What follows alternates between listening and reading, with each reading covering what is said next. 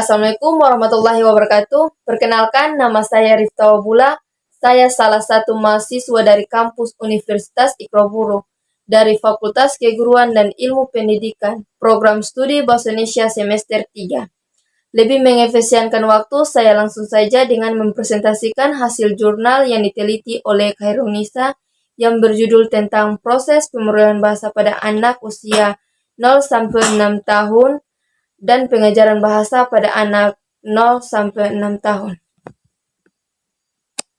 Baik, yang menjadi latar belakang dari jurnal yang ditulis oleh Khairunisa yaitu mendeskripsikan dan menganalisis proses pemulihan bahasa pada anak usia 0-6 tahun. Hasil yang dapat diambil bahwa faktor-faktor yang mempengaruhi pemerolehan bahasa pada anak yaitu faktor umur, faktor pertama, dan faktor lingkungan. Yang menjadi rumusan masalah yang ditulis oleh Khairunisa yaitu apa yang dimaksud dengan proses pemulihan bahasa pada anak usia 0-6 tahun dan bagaimana pengajaran bahasa pada anak usia 0-6 tahun. Yang menjadi tujuan dari proses pemulihan bahasa pada anak yaitu untuk memahami proses pemulihan bahasa pada anak usia 0-6 tahun yaitu proses pemerolehan bahasa secara alamiah dari seorang anak saat ia belajar bahasa ibu atau bahasa pertama. Yang kedua yaitu untuk mengetahui pengajaran bahasa pada anak usia 0-6 tahun, yaitu anak yang berusia 0-3 bulan kemampuan bahasa yaitu menangis dan berteriak. Yang menjadi landasan teori dari jurnal yang diteliti oleh Khairunisa yang ditemukan oleh para ahli yang bernama Khairil dan Agustina mengatakan bahwa pada umumnya bahasa pertama seorang anak Indonesia adalah bahasa daerahnya masing-masing karena bahasa Indonesia baru dipelajari ketika anak masuk sekolah dan ia sudah menguasai bahasa ibunya dibandingkan dengan pemerolehan bahasa pertama. Proses pemerolehan bahasa kedua tidak linear. Kemudian menurut Kresden dalam Akhadia pada tahun 1997 halaman 2-3 menjelaskan tentang anak-anak. Bahasa kedua adalah hal yang lebih dipelajari daripada diperoleh bila dilihat dari proses dan pengembangan bahasa kedua. Ada dua cara yang dijelaskan, yaitu cara pertama mengembangkan bahasa kedua adalah pemerolehan bahasa yang merupakan proses yang bersamaan dengan cara anak-anak mengembangkan kemampuan dalam bahasa pertama mereka.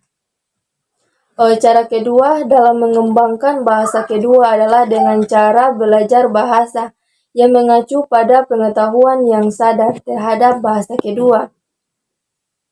Mengetahui kaidah-kaidah, menyadari kaidah-kaidah, dan mampu berbicara mengenai kaidah-kaidah itu dan dikenal dengan tata bahasa. Pertama itu faktor usia. Anak-anak tampak lebih muda dalam pemerolehan bahasa baru. Sedangkan orang dewasa tampaknya mendapat kesulitan dalam pemerolehan tingkat kemahiran bahasa kedua. Punya pengaruh terhadap proses penguasa bahasa kedua pengajaran. Sedangkan bahasa pertama ini telah lama dianggap menjadi pengganggu di dalam proses pengajaran bahasa kedua. Faktor lingkungan.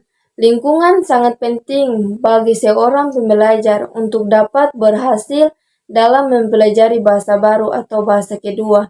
Lingkungan bahasa adalah segala hal yang didengar dan dilihat oleh pembelajaran sehubungan bahasa kedua yang sedang dipelajari. Contoh kasus yang dapat saya ambil dari jurnal yang diteliti oleh Khairunisa yaitu pada usia 6-8 bulan, anak mulai membuat suara prabicara disebut coleta. antara usia 12 sampai 18 bulan.